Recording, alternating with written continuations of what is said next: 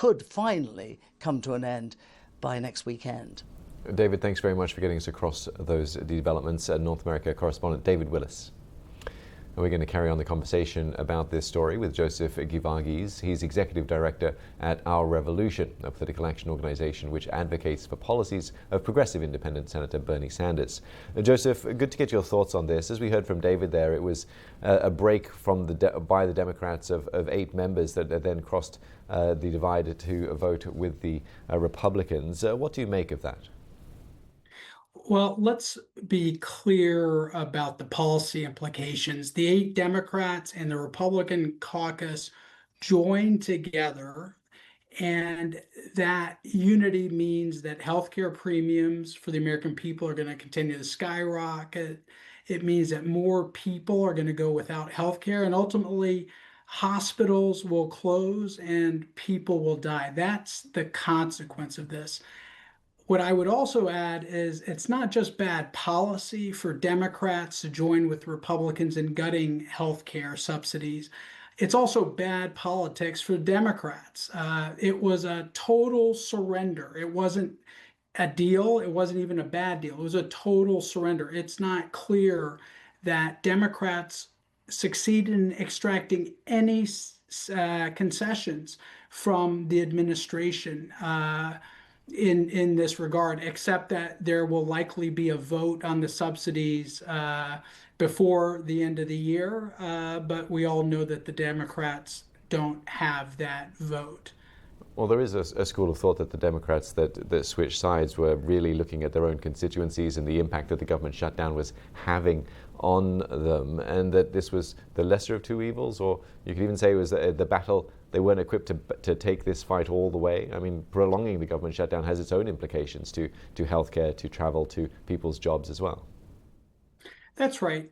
What I would say is the 8 Democrats who decided to collaborate with the Republicans were Democrats who are not up for re-election or they're retiring. So the truth is they don't face any type of political consequence as a result.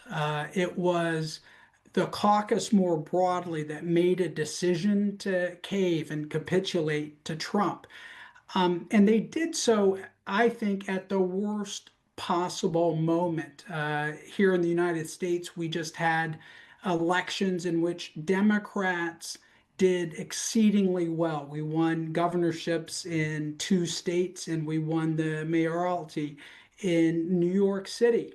And that was all because candidates were talking about taking on Donald Trump and fighting for the American people.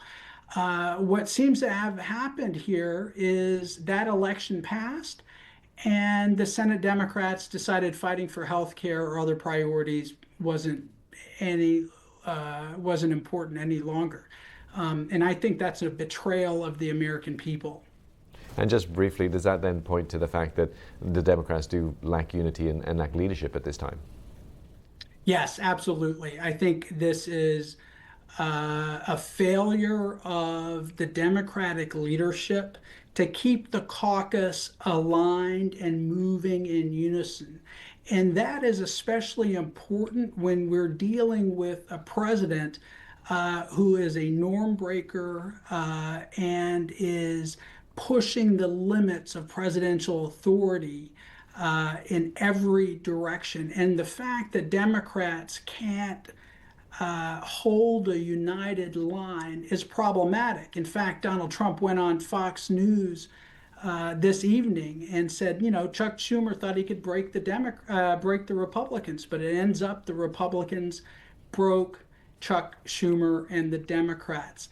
What that says to me is that this surrender is going to embolden the regime to continue to do more damage, utilizing the federal budget, utilizing budget impoundments, utilizing all of the levers of power, just like they've done over the past year. I think this is going to turbocharge their efforts, and they are going to feel like they can just roll over Democrats with no opposition and no consequence.